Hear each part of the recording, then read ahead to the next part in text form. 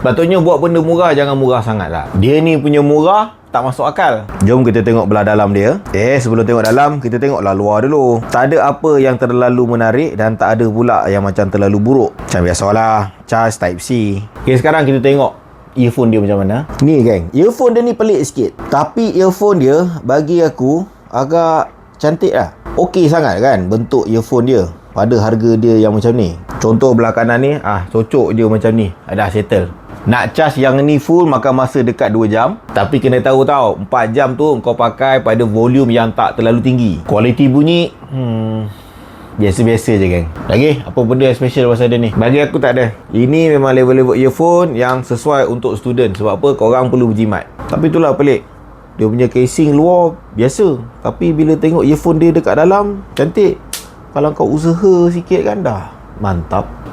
Jangan lupa tau, like, follow, share dengan komen.